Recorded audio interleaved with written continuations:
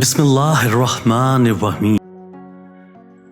ناکامی کے اسباب ہمیشہ آدمی کے اندر ہوتے ہیں، مگر وہ انہیں دوسروں میں تلاش کرتا ہے۔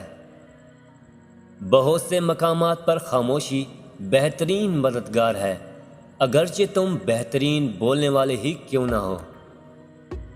اپنے حال پر افسوس کرنا، اپنے آپ کو لوگوں میں قابل رحم ثابت کرنا، یہ اللہ کی ناشکر گزاری ہے۔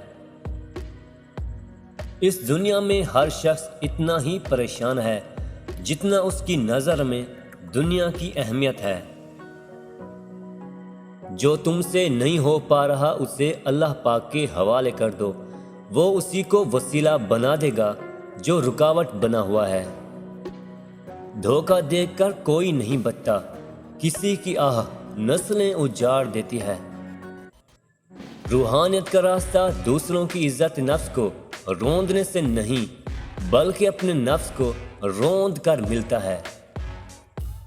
ہر کسی کو آپ کے بارے میں سب کچھ جاننے کا کوئی حق نہیں۔